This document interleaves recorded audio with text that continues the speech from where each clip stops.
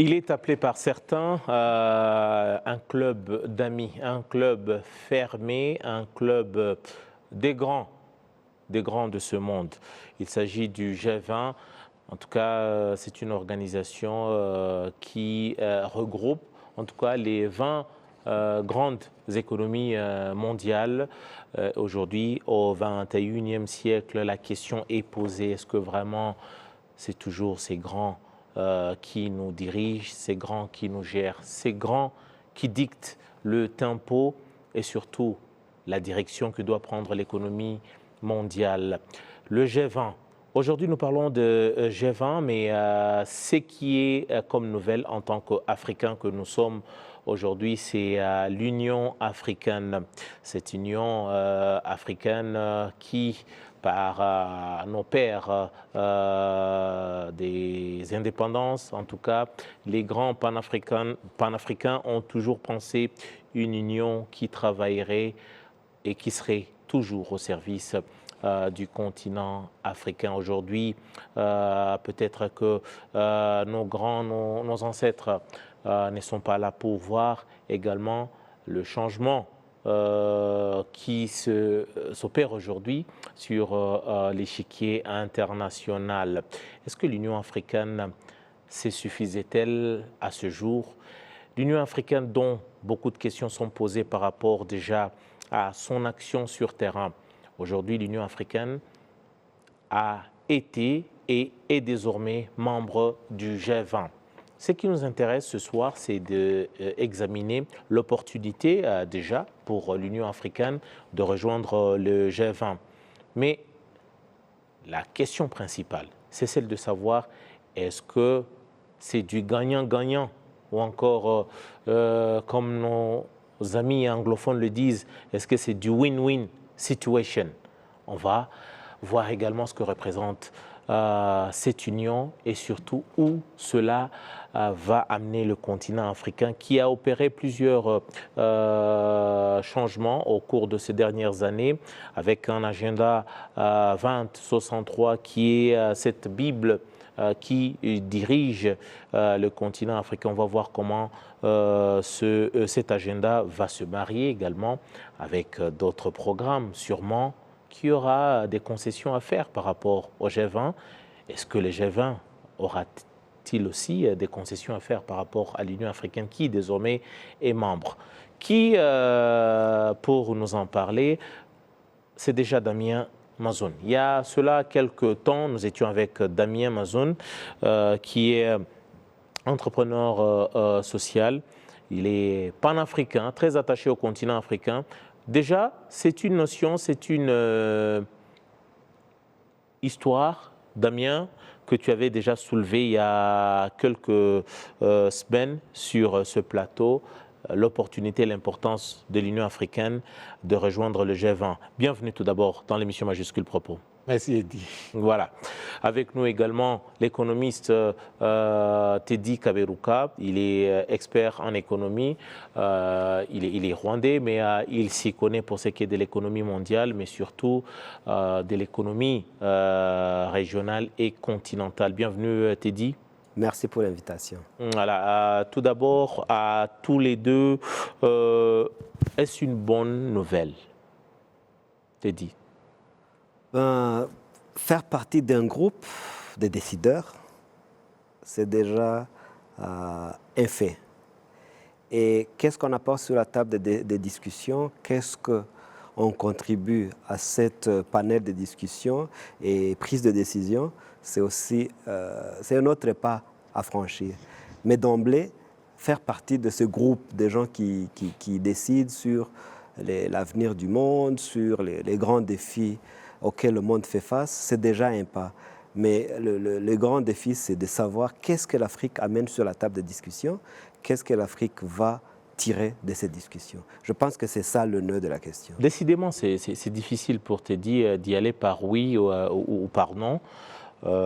Damien, j'aimerais t'entendre en quelques phrases, quelques mots plutôt. Est-ce une bonne chose ou pas du tout?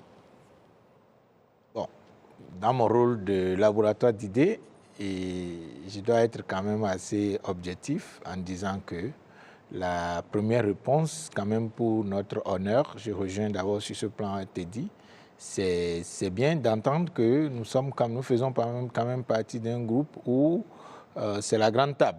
Et donc maintenant, si l'Afrique pouvait se faire représenter, pour moi, je vois ça dans le sens de l'espoir que ça suscite à une intégration régionale africaine. Et donc pour ça, je pense que c'est une bonne nouvelle. Maintenant, quand nous allons rentrer dans les détails pour voir, bon, si on est à table, est-ce que nous valons autant sur la table? Ça, c'est des questions qui ont déjà été soulevées par, je crois, l'ancien président Laurent Gbagbo, récemment quand il parlait d'un président africain qui va en Chine pour rencontrer Xi Jinping et on chante l'hymne national des pays. Est-ce qu'il se ressent vraiment qu'il est collègue à Xi Jinping? Donc ça, c'est d'autres questions que nous allons peut-être élaborer au fur et à mesure que nous allons peut-être débattre et voir ce qui a lieu ce qui est du côté de ce que les Africains peuvent attendre d'une organisation pareille. Je suis tenté de dire la même chose. Toujours difficile de me répondre par oui ou par non. C'est décidément un problème. Mais peut-être que le oui ou le non viendra juste après le reportage qu'on va suivre tout à l'heure. Déjà, c'est un reportage de nos confrères de Africa News qui parlait déjà de l'annonce et surtout de la nouvelle, bonne ou mauvaise, je ne sais pas encore. Mais suivons ce reportage, cet élément, et puis on va rentrer dans le vif de notre sujet. Ce samedi, l'Union africaine a officiellement rejoint le G20, dont les dirigeants réunis à New Delhi pour le week-end devront prendre des engagements concrets en faveur des pays en développement.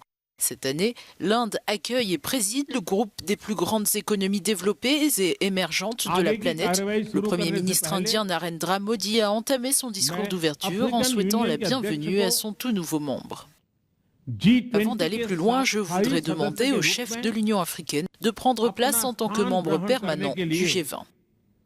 Le président en exercice de l'Union africaine et chef d'État des Comores, Azali Assoumani, a ensuite pris place aux côtés des autres dirigeants du G20. Établie à Addis Abeba, capitale de l'Éthiopie, l'Union africaine compte 55 membres, totalisant 3 000 milliards de dollars de PIB. Le continent n'était jusque-là représenté au G20 que par un seul État, l'Afrique du Sud. Voilà, le tableau est dressé. On a en tout cas peint le tableau. Teddy, on parle du PIB et du continent africain. Déjà, ça représente ce que vous disiez tout à l'heure, ce qu'on apporte sur la table. Nous rejoignons, l'Afrique rejoint, l'Union africaine rejoint les plus grandes économies mondiales et des économies émergentes. Avec quelle stature? Avec quel statut que nous arrivons à cette table-là? Parce qu'il y a le chef de l'État, Paul Kagame, qui a toujours parlé de la table d'honneur. Prenons les choses comme ça, dans ce sens-là. Est-ce que nous arrivons à cette table d'honneur avec honneur? Bon, tu sais, l'honneur, tu travailles pour l'honneur, hein. Il faut l'acquérir. Ça ne se donne pas sur un plateau, il faut l'acquérir. Et puis, c'est un processus. Je pense que voir la candidature du continent africain rejoindre le G20, c'est une discussion qui a commencé il y a peut-être 2-3 ans, qui a d'ailleurs il n'y a pas eu d'opposition. Bon, quand je fais un recul, il y a beaucoup de pays européens qui sont là, mais l'Union européenne aussi est là. En tant que membre? En tant que membre, en tant qu'institution. Fallait-il être comme les autres? C'est une question qu'on se pose, mais à mon avis, pourquoi l'Amérique n'est pas là comme continent? C'est une question aussi qu'on se pose. Je pense qu'il y a beaucoup des enjeux politiques qui sont là, géopolitiques évidemment, mais ce qui est important pour moi, c'est si l'Afrique est reconnue, cette reconnaissance, pour moi, c'est une valeur.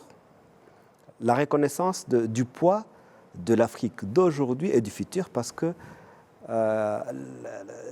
les pays ou les membres qui ont proposé la présence de l'Union africaine au sein de ces G20, ce n'était pas le hasard. C'est basé sur les projections qui sont réelles, notamment l'émergence du continent sur le plan économique, notamment la croissance de certains pays africains qui est à une vitesse exponentielle. La démographie, le continent africain a cette dividende démographique qui est remarquable par rapport à d'autres continents, mais aussi et surtout, on ne te dira jamais ça, mais l'Afrique, c'est un berceau, ou alors c'est là où tous les pays du monde tirent leurs matières premières pour leurs industries, et enfin, c'est la destination de leurs produits manufacturiers qui viennent en Afrique. Donc, l'Afrique, c'est un marché. Pour tous ces grands dont tu vois, donc, autant être en concert avec l'Afrique pour mieux soutenir, que ce soit le développement, mais aussi la source d'approvisionnement pour les industries. Ça se fait comprendre. Si je vous comprends bien, vous dites que ces grands du monde tirent leurs matières premières en Afrique. Et voilà. En même temps, l'Afrique, c'est un marché. C'est un marché. C'est en même temps un marché à un champ. On y cultive, on y récolte, et c'est en même temps le marché où on vend. Voilà. En un mot, c'est ça. Avec une démographie qui monte, avec une population jeune, qui consomme, qui a la force. Donc, l'Afrique, c'est un bon partenaire pour le développement. Quels que soient les enjeux économiques, que ce soit au niveau économique, que ce soit au niveau population, l'Afrique présente des atouts. Présente des atouts. Je vais poser ma question déjà par ce que Teddy vient d'évoquer. Damien, il y a le président Senghor, en tout cas l'un des grands panafricains qu'on a connu, que le monde et les continents africains aient connu. Il a évoqué la notion du rendez-vous, du donner et du recevoir. Et Teddy l'a bien mentionné, qu'est-ce que l'Afrique apporte. Tout dépendra de ce que l'Afrique apporte à cette table d'honneur. Damien, vous avez senti cette décision arriver. Ce que moi je veux savoir, on arrive à cette table d'honneur par contrainte ou par volonté? Oui. Déjà, la fois dernière, lorsque nous nous sommes retrouvés ici, je crois que nous parlions des BRICS, cette communauté-là. Et curieusement, c'était l'Inde qui était aussi favorable à ce que peut-être l'Union africaine fasse partie des BRICS. Des BRICS. Et je crois que le fait d'avoir aujourd'hui ces autres démembrements et des associations comme BRICS qui se créent donne quand même une certaine contrainte, comme tu le disais, mais vis-à-vis des influences du monde entier. Alors, ce que moi je vois dans ça, c'est que quelque part, ce que Teddy vient de dire, c'est vrai que on peut l'habiller diplomatiquement, mais la réalité, c'est que si vous prenez par exemple même notre simple café que nous produisons ici, si les gens viennent tirer, juste sans parler des ressources minières pour entrer dans des sensibilités, quand vous prenez simplement le café qu'on va récolter en Afrique, on amène en Europe, ou le cacao qu'on prend surtout de la Côte d'Ivoire ou du Ghana, et qu'on envoie et qu'on ramène juste comme si on allait faire une bénédiction là-dessus, et puis ça revient et ça devient très cher. Et je crois que les gens nous ont eu quelque part, en termes de mentalité de l'être africain, ils ont réussi à manipuler quelque part nos dirigeants, je pense que je suis autorisé à dire des choses comme ça, et en même temps et à endoctriner la population africaine à être dans le frivole, la consommation excessive. Tout ce qu'ils produisent, les véhicules, les derniers cris de iPhone, tout se consomme en Afrique. Les derniers degrés de Louis Vuitton, de tout ce que vous pouvez imaginer, c'est surtout les Africains qui se mettent à acheter ces choses-là. Et donc, quelque part, pour eux, c'est toujours un avantage, mais ils n'ont jamais reconnu ça. Ils ne l'ont jamais admis pour pouvoir quand même tenir que, bon, c'est toi qui me donnes à manger, même si tu n'es pas quelqu'un respectable ou qui se respecte, quand même, qu'on te donne quand même l'honneur que c'est toi qui es le berceau qui nous alimente, qui nous permet d'être ces pays. Ces grandes puissances ne pouvaient pas exister sans ces pays africains-là. Mais malheureusement, ce n'est que la pression. Quelqu'un l'avait une fois reconnu, avait le demandé le président français, Jacques Chirac, oui, Jacques Chirac. le défunt Jacques Chirac, il avait dit qu'en tout cas, ayons le courage ça de fait des reconnaître... scandales, ça fait des scandales dans le monde. Mais quelque part, voilà des réalités qui sont difficiles à exprimer aujourd'hui dans le monde. Et aujourd'hui, accepter l'Afrique d'être sur la table, on dit, nous, on a toujours été dans le menu parce qu'on n'a pas le poids, même si on les nourrit. Et nous-mêmes, on ne se respecte pas suffisamment. On n'a pas cette passion ou même, je dirais, ce sens de sacrifice ou de don de soi pour quand même bâtir notre continent. Et on est dans des petites querelles de division interne et autres, alors que les autres viennent s'accaparer du continent. Ils ramassent tout ce qu'il y a comme richesse minière et tout ce que ça peut être comme richesse du continent. Même la main-d'œuvre aujourd'hui, les cerveaux de ces pays aujourd'hui, on vient encore les récolter en Afrique. Et à part l'esclavage qui était voulu, où bon, les gens on forçait les gens à aller travailler dans les plantations, mais depuis que l'esclavage a été aboli par Abraham Lincoln, ça continue en Afrique jusqu'à l'heure où je vous parle. Vous voyez des gens d'un certain niveau qui peut-être devaient être à la retraite et qui devaient apporter quelque chose au continent, qui s'élèvent et qui sont des immigrés dans des pays que vous voyez.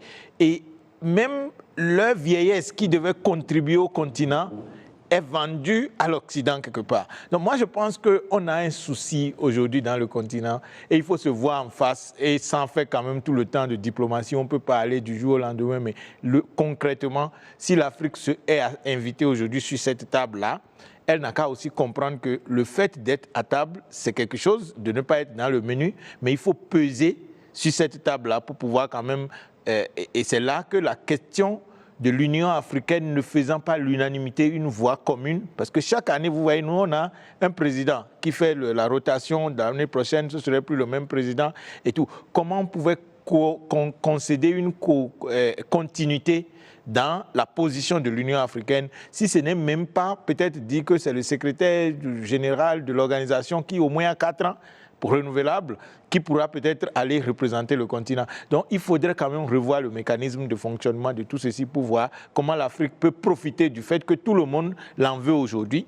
Et on sait que le marché du monde entier, le grenier du monde, c'est en Afrique, mais elle-même s'est laissée prise au piège et nous sommes à la traîne malheureusement. Mais si on nous accepte aujourd'hui sur la table, je crois que, comme je l'ai dit au départ, il vaut mieux peut-être que ça soit quelque chose qui nous ouvre les yeux à se dire, maintenant, c'est l'occasion de s'unir.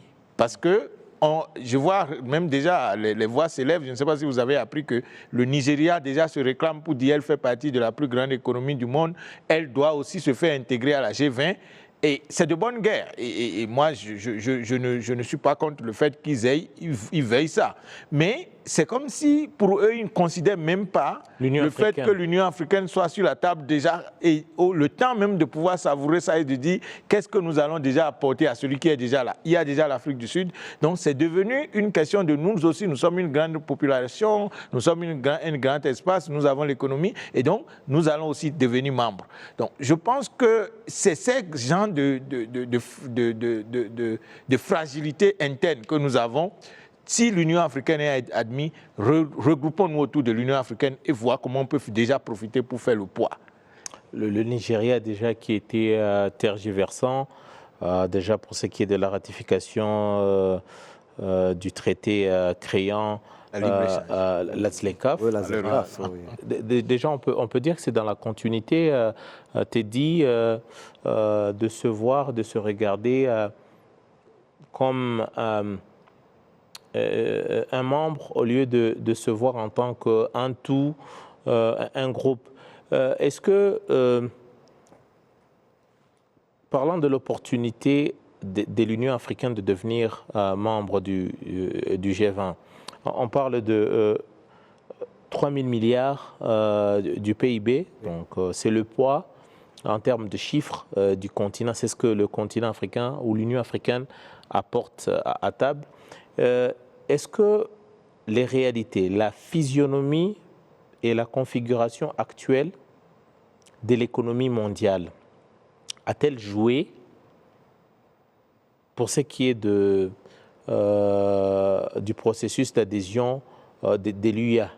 Est-ce que, par exemple, les péripéties actuelles ont-elles joué pour que l'Union africaine soit la bienvenue le plus vite possible? Bon, moi je dirais qu'un club comme le G20, bon, disons le G21 maintenant. Ou c'est le G20 plus 1. Voilà, donc, tu vois, déjà l'appellation, ça pose au problème. niveau concept, ça ne tient pas. Parce que, bon, vous vous rappelez, il y avait G8 et puis ils ont chassé la Russie, ils devaient G7, tu vois, un peu. C'est quoi? C'est vraiment un club des pays qui se retrouvent ou alors des dirigeants qui veulent. Bon, il y a des gens qui critiquent, qui disent fly in, fly out. Tu vois un peu. Donc, ils se rencontrent pour une discussion et puis il n'y a pas grand-chose qui change. Mais, retour à la question. Je pense que le monde, depuis peut-être une dizaine d'années, il y a beaucoup de bouleversements, beaucoup de changements. Le monde fait face à des défis auxquels tout le monde doit apporter sa contribution. On a vu ça il n'y a pas longtemps avec Covid. Même avant de finir avec Covid, il y a la guerre entre la Russie et l'Ukraine qui a mis à terre encore l'économie mondiale. Bon, on ne sait jamais, peut-être les années à venir, il y a d'autres imprévus qui viendront, mais en tout cas, tous ces défis qui nous frappent affectent tout le monde. Sans parler des changements climatiques. Tout le monde souffre, alors que on ne contribue pas de la même façon à cette extermination ou à cette pollution qui affecte le monde. Donc, de par cette prise de conscience de ces dangers auxquels le monde fait face, je pense que ça justifie disons, cette initiative des gens de s'asseoir et discuter. Bon, on peut discuter ça dans différents forums. Il y a des gens qui te diront que est-ce que les Nations Unies n'étaient pas suffisants comme une plateforme de discussion. Ça, on va y arriver. Voilà. Ça, on va y arriver. Oui, mais donc le point que je viens mentionner ici, c'est que l'Afrique, ayant rejoint les G20, à mon avis, c'est vraiment un grand défi pour l'Afrique. Il faut que l'Afrique se réorganise. Il faut que l'Afrique soit ce chantier qui finit avec un produit Lorsque fini. vous dites défi, vous évitez de dire piège? Oh non, non, attends. Le G20 n'est pas une organisation avec effet coercitif. Non. C'est juste un club de pays qui se rencontrent, ils parlent, ils décident, ils signent des déclarations et puis ils rentrent. Il n'y a pas de secrétariat, il n'y a pas de police, il n'y a pas d'armée, il n'y a pas une justice qui va te poursuivre si tu n'as pas fait ça. Je pense que il ne faut pas que les gens craignent qu'il y aura des répercussions au cas où ceci n'est pas fait. Pour preuve, tu as vu, quand Trump est passé au pouvoir, il a dit non. Tout ce qu'on a signé sur les traités sur l'environnement, COP. Voilà, le COP, je m'en fous. Tu vois un peu. Donc, ce qui te Et montre même de l'OTAN, il était sur le point de partir parce qu'il avait déjà coupé le budget pour offrir la contribution des États-Unis à l'OTAN. Donc, pour moi, en tout cas, il ne faut pas que les gens nourrissent des grands rêves d'être partis de G20, qu'il y a quelque chose qui va changer de consistance. Je ne vois pas un grand changement. Par contre, je vois une opportunité. Si vous dites vous ne voyez pas de changement, oui. Là, encore une fois, vous voulez dire vous n'y voyez pas d'intérêt? Non. Il y a l'intérêt, mais les retombées sur l'intérêt d'être là, ce n'est pas automatique. Mais ça, c'est un jeu de mots auquel vous livrez. Tu dis, de manière concrète, économiste que vous êtes. Oui. Tout à l'heure, je parlais du PIB du continent africain avec 3 000 milliards de dollars. Oui. Écoutez, On le dit toujours, et c'est même, je vais encore faire recours à nos amis anglophones, ils disent, if you can't beat them, You join them. you join them. So Alors, we are joining them. c'est ce que je suis en train de dire. Maintenant, Non, je on pense. a toujours indexé, par exemple, on a toujours indexé. Là, je l'ai dit du point de vue africain, du point de vue pays en voie de développement. On indexe toujours les G20 d'être ce club qui traîne le monde sous sa botte. Et puis quand ça part du G20 au G7 aujourd'hui, qui était le G8, Oui. c'est un club des grands qui dictent leurs lois et nous, on fait que suivre. Là, j'aimerais Et quand bien- ça va aux Nations Unies, ça devient quoi? le Conseil de sécurité, voilà, tout ça, on essaie un peu de chercher des mots pour... mais quoi qu'il arrive, il existe un camp des grands. Un camp de petits. Je ne sais pas comment les autres on les appelle, mais quand même, il existe un camp des grands. Damien, peut-être le citoyen lambda qui nous suit, qui aurait un certain engouement, on va se dire, écoutez, ça c'est bien, l'Union africaine, on réjouit les grands. Désormais, bon, on ne va plus nous regarder du coin de l'œil, ou ils ne vont plus nous regarder d'en haut. Finalement, on saura ce qu'ils pensent de nous, parce qu'on sera là, on sera à table. Est-ce que ça change quoi? Est-ce qu'aujourd'hui comme hier? Oui, mais il faut leur permettre de garder l'espoir. Parce que moi, je pense que l'espoir, quand même, c'est la chose qu'il ne faut pas, même si la personne est démunie n'importe comment, il faut quand même tout faire pour que l'espoir puisse rester.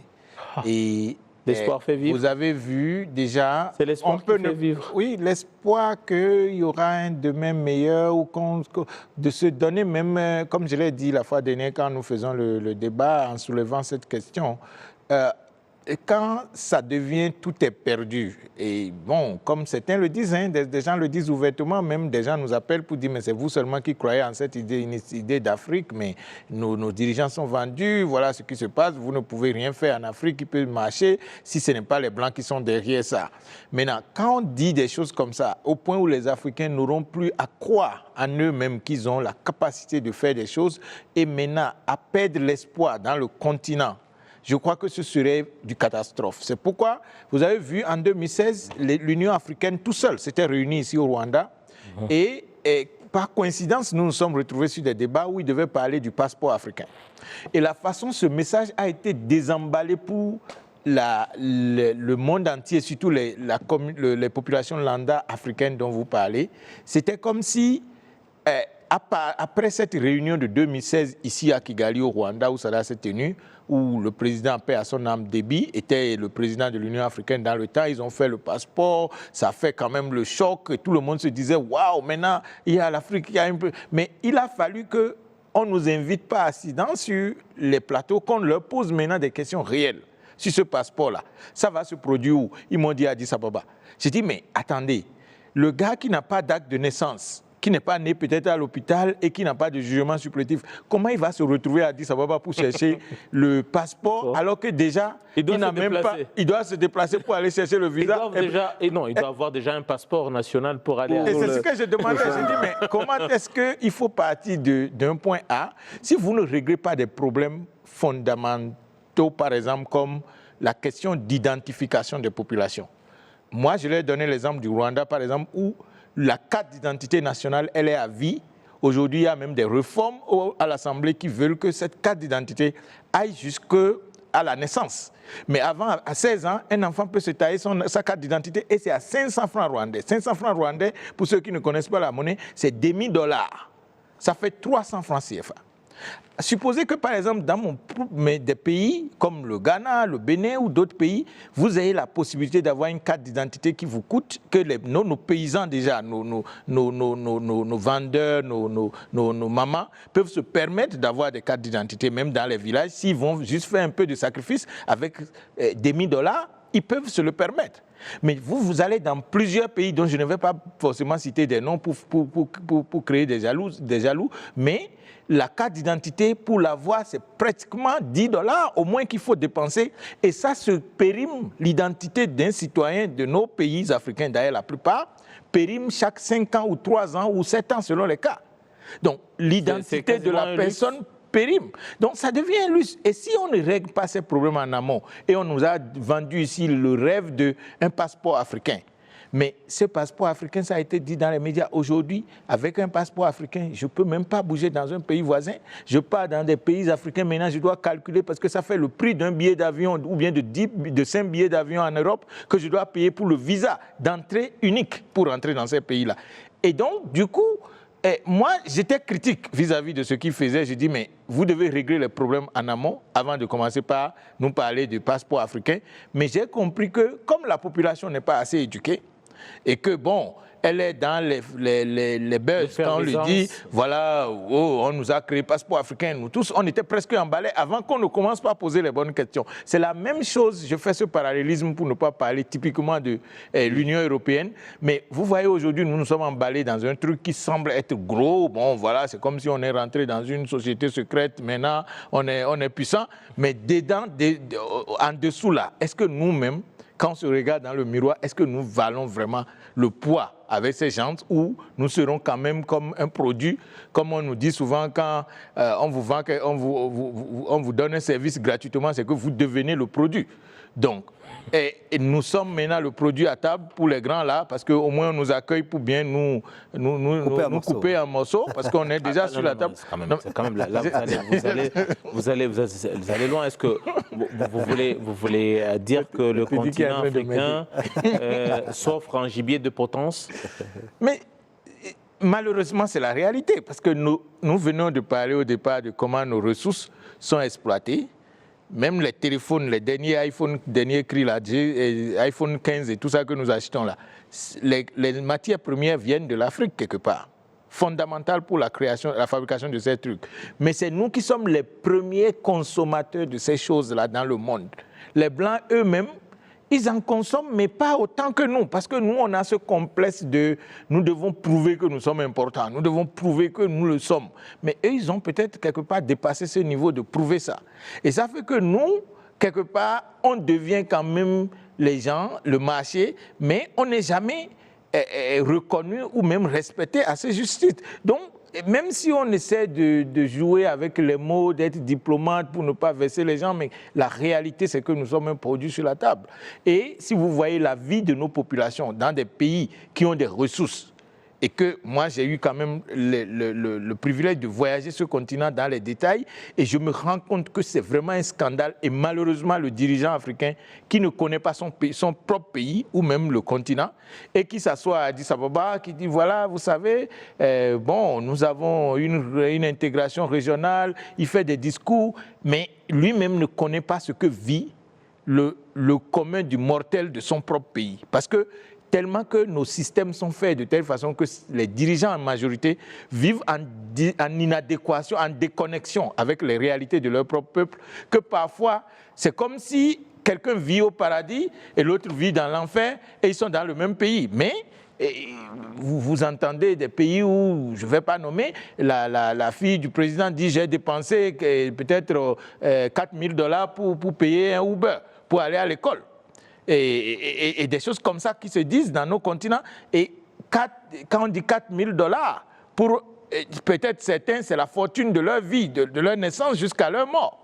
Donc, ce qui veut dire que nous avons un problème dans le continent et pour régler ça, il vaut mieux se regarder en face et ne pas continuer par se flatter, dire quand même les choses comme elles sont et essayer de voir comment on peut sortir du gouffre. Il y a forcément des pays aujourd'hui qui essaient de créer cette émancipation de leur peuple et il faudrait quand même que le reste du continent puisse suivre cet élan-là. Sinon, nous allons rester là à critiquer les Blancs, à dire ceci, cela, mais nous ne sommes que des produits pour eux.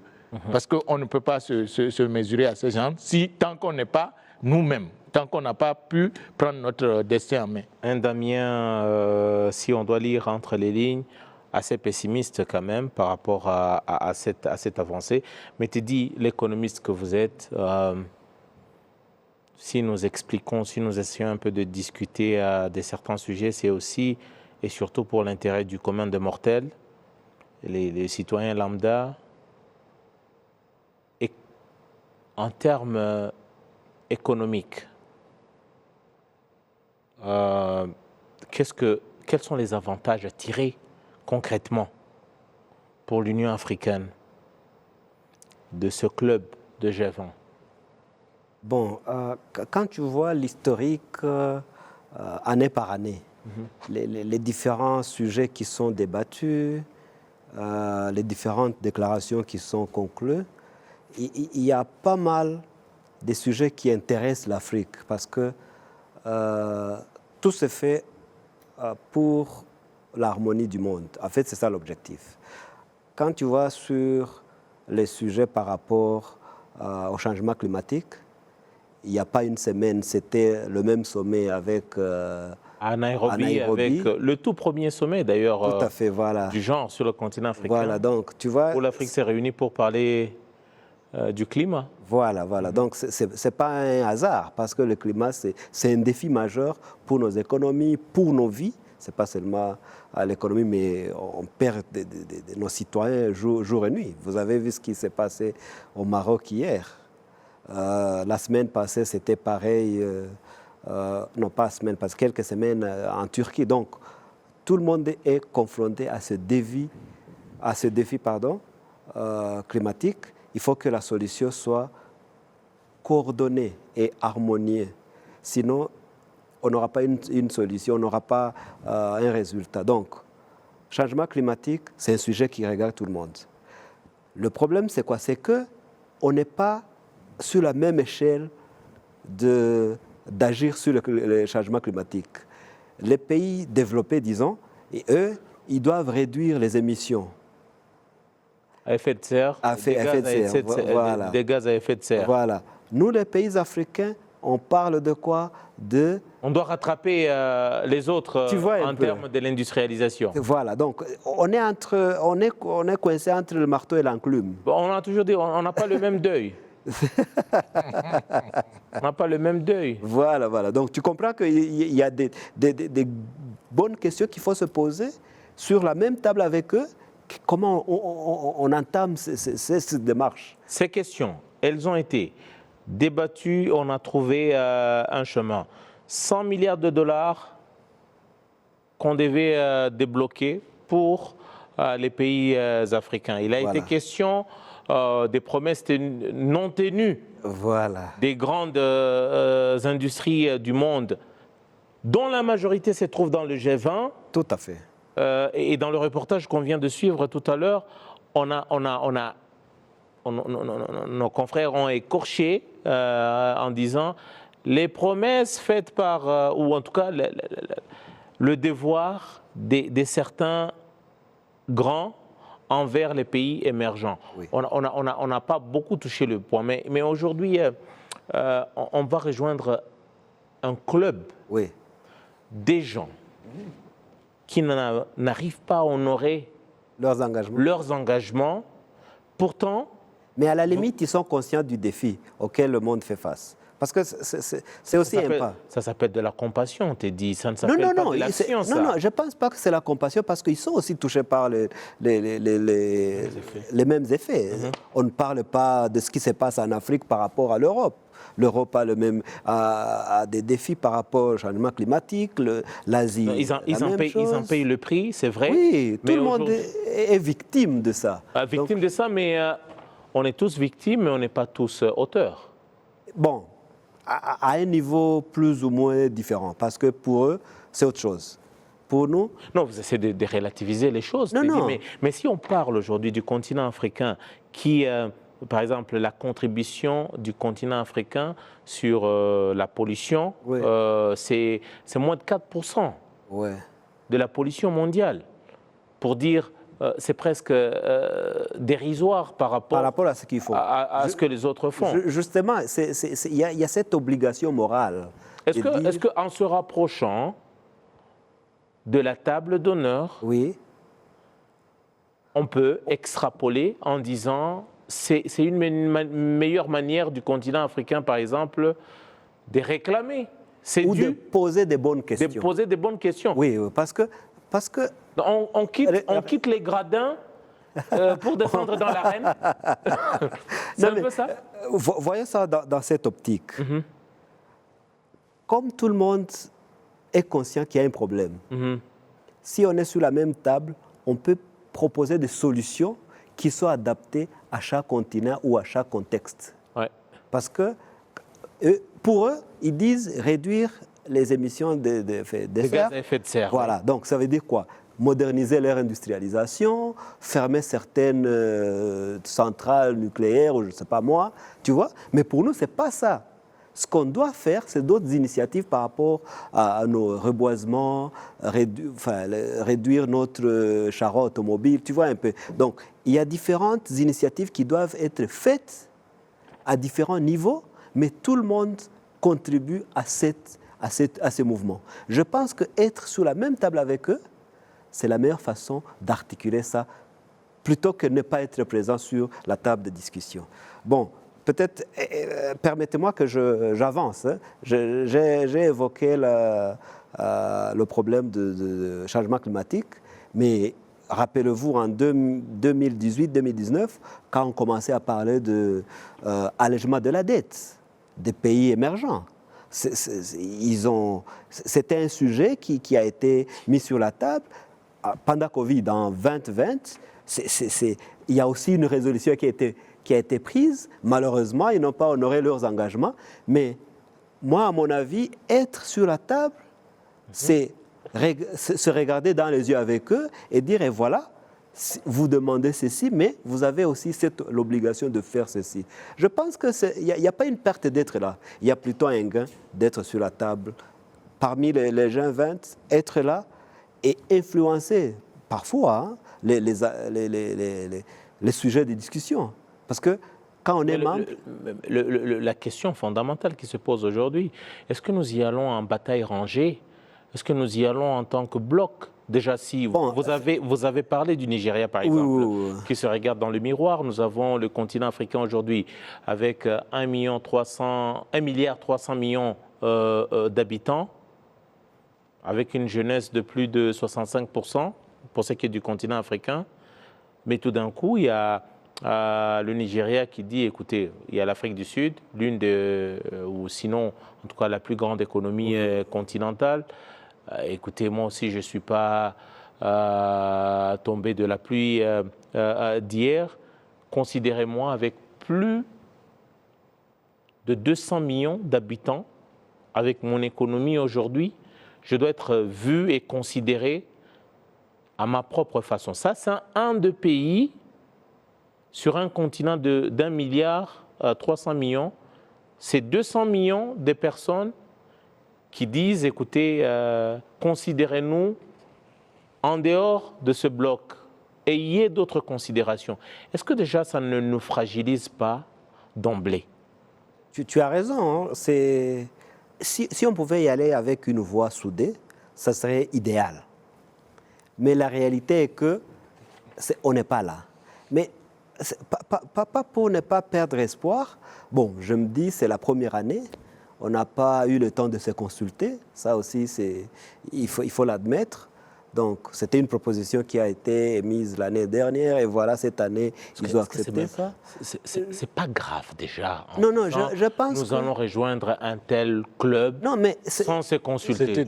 Il n'y a pas que l'Afrique. Hein. C'était pareil avec l'Europe et l'Union européenne. Quand les Anglais ils ont quitté le BRICS. Avec autant de problèmes que nous avons déjà à table, t'es dit.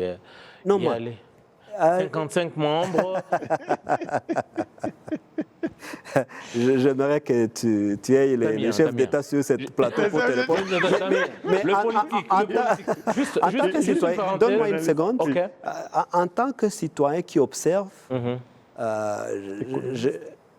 économiste, arrêtez de vous considérer un citoyen parce que vous comprenez quand même.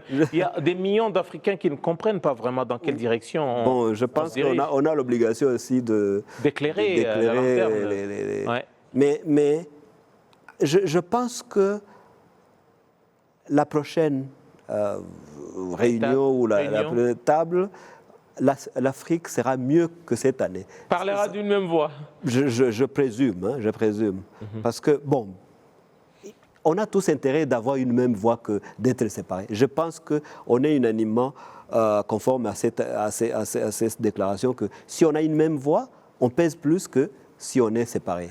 Et c'est pareil, quand tu vois ce que fait l'Union européenne par rapport à tous ces pays européens qui sont membres du G20. Ils se consultent, ils ont la même voix pour avoir une même position et ça passe plus vite. Damien, vous côtoyez, vous observez les actions des non-politiques sur le continent. Je parlais déjà du problème qui se pose, de la manière dont on se présente à cette table. Déjà, si on ne parle pas d'une même voix, si nous y allons en dispersé. Voilà, en rang dispersé, est-ce que déjà y avait-il une telle urgence pour le continent africain de rejoindre ce groupe? Je crois que c'est les circonstances qui ont poussé à ça. Et je crois que le fait que les BRICS se sont réunis en Afrique du Sud et le poids déjà que l'Inde a pesé, lorsque vous dites les circonstances, ça. Oui. C'est presque quelqu'un qui évoque la notion de ce bateau qui est à la merci du vent. Quand vous dites ce sont les circonstances. Les faits sont là, donc je n'invente rien. Je crois que c'est les circonstances aujourd'hui qui font que nous nous retrouvons dans cette... Parce que, contrairement à ce que mon cher Teddy venait de dire, il y a très longtemps que le débat était déjà là. Et je crois qu'il y avait Carlos Lopez, depuis 2010 déjà, qui faisait déjà beaucoup de promotion. Il proposait même justement que l'Union africaine soit même membre de la G8 avant que, on enlève la Russie. Et il faisait le même plaidoyer pour la G20. Mais aujourd'hui, quand on voit le fait que les autres veulent s'accaparer, parce qu'il faut voir déjà d'où est-ce que l'idée est partie. L'Inde était déjà partant en soutenant le continent africain pour dire, vous, c'est comme si c'est l'Inde qui nous a réveillés pour dire, mais vous là, si vous tournez en rond pour dire, vous voulez venir individuellement dans nos clubs là, pourquoi vous ne venez pas en tant qu'Union africaine? Même si on vous rejette, les gens peuvent dire, bon là, maintenant c'est de la discrimination, peut-être c'est, vous voyez les mouvements là de Black Lives Matter, peut-être on va faire des choses similaires, mais ce qui se passe dans ce cas, c'est que nous-mêmes, on n'a pas vu ça proprement. Donc, c'est les circonstances, c'est pourquoi j'insiste sur le mot, qui ont fait que l'Inde aujourd'hui a joué un rôle indiscutable pour que nous soyons sur cette table-là. Mais est-ce que nous sommes prêts? C'est une grande question, interrogation. Parce que déjà, même pour notre indépendance, vous voyez comment l'Inde s'est libérée. Et sans violence, avec Gandhi et tout ça, cette révolution, ils ont pu le faire. Mais nous, ça nous a pris tout ce temps parce que chacun voulait quand même être le bon du blanc. Il voulait être le bon jeune, l'ami du... Donc, chacun jouait le jeu pour lui. L'individualisme de l'Afrique n'a jamais servi l'Afrique. Et je ne sais pas s'il y a une nouvelle conscientisation de cette nouvelle génération pour que, tant qu'on ne sortira pas de ces complexes de... Je veux seulement que ça soit moi ou l'individualisme, on ne pourra pas avancer. Donc c'est ça qui crée cette fragilité aujourd'hui dans ces genres de groupes. Même si on est assis là-bas, c'est comme si on n'est pas assis. Parce que quelque part, si le continent est uni et qu'on sait qu'on est représenté par une voix, mais là ça aura du sens. Mais le continent n'est pas uni et Dieu seul sait ce qui va se passer les années qui vont suivre par rapport au fait que déjà on a accepté le continent africain, si ce n'est pas les pays africains eux-mêmes qui vont rendre ça difficile pour que les plaidoyers, le fait déjà d'être à table, de pouvoir jouer un rôle, serait même peut-être un truc très difficile pour cette Union africaine-là. Parce qu'il faut pouvoir prendre des décisions à la base avant de pouvoir proposer là-bas. Il y a donc le BRICS qui veulent du continent africain, il y a le club de G20 qui voulait aussi du continent africain, ou en tout cas vice-versa, le continent africain qui veut embrasser l'Union africaine, disons, qui veut embrasser à ces groupes. Est-ce que je serais malheureusement obligé aussi de citer d'autres grands penseurs, mais aussi moqueurs, de La Fontaine qui parlait de qui trop embrasse mal étreint. Est-ce que ce n'est pas quelque chose qui risque ou qui risquerait d'arriver à l'Union africaine? Déjà, on a nos propres Problèmes notre propre internes. agenda, nous avons nos propres problèmes, et voilà que nous voulons embrasser et faire partie de tous les blocs qui représentent un certain prestige.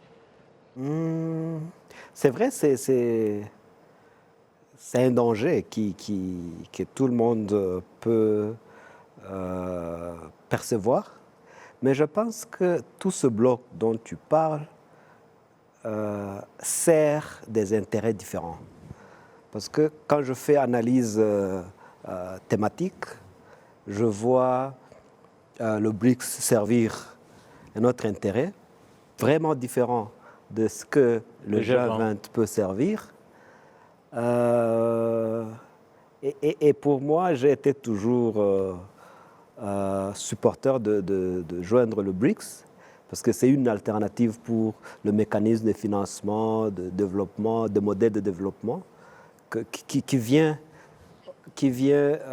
contrecarrer le mécanisme existant de la Banque mondiale, de la FMI et puis des grandes puissances. Ces institutions du Bretton Woods qui gérées à la volonté de ces grands. Tout à fait. Je pense qu'à ce point, il n'y a pas accrochage ou conflit d'intérêt d'appartenir à ces clubs. Le G20, je le vois comme un club où les problèmes du monde se discutent, ou alors ils développent des agendas coordonnés et harmonieux, parce que, il faut le dire, hein, le monde a besoin d'une approche participative. On a vu, faisons un peu un recul en 2020, on a vu quand Covid a déclenché, vous avez vu, c'était un grand débat, comment distribuer les vaccins à tout le monde. De manière équitable. Voilà. Ça a posé problème aussi. Voilà. On était les derniers. Hein? On était les derniers. Voilà. Si jamais on l'a été même, parce qu'on est encore en train d'espérer. Voilà, donc je pense qu'il y a des grands problèmes qui nous guettent tous. Grands pays, petits pays, ou je ne sais pas moi, grandes économies ou économies émergentes, mais tout le monde est sous ce toit. On a besoin d'un club de discussion. Bon, malheureusement, les Nations Unies n'ont pas servi à cet effet, donc je pense que ça vaut la peine d'être parmi les 20 ou les 21. Mais ce que je voulais dire ici, hein, c'est que malheureusement, il y a des grands problèmes auxquels nos pays africains font face et il n'y a pas un mécanisme de discuter. Par exemple, les grands défis dont l'Afrique, à l'intérieur de l'Afrique, la question de sécurité en Afrique, malgré que ça ne crie pas, mais c'est un grand problème dans tous nos pays. Même les soi-disant grands pays, ou je ne sais pas moi, économie émergente, le Nigeria, il est plus fragile que tout le monde, le sait. Tu vois? Donc, comment est-ce que tu vas dire que tu es une grande économie alors que tu ne sais pas sécuriser ton économie, ton espace? Tu vois un peu. En tout cas, il faut reconnaître qu'il y a du pain sur la planche. L'Afrique a encore des défis à relever. Mais sinon, on espère que le fait de joindre ce bloc, du moins, ça peut nous permettre d'élargir les débats et surtout de les rendre beaucoup plus prioritaires aussi, parmi tant d'autres. En tout cas, on aura forcément le temps et d'autres occasions de revenir sur le continent africain et ses défis, mais également ses opportunités. Merci à tous les deux. Teddy Kaberuka, je rappelle que vous êtes expert en économie. Damien Mazoun, entrepreneur social. Merci à toutes les équipes au niveau de la régie, des équipes conduites par Shema Blaise. En mon nom propre également, je vous dis grand merci. J'aurai tout le plaisir de vous retrouver très prochainement pour un nouveau numéro majuscule propos.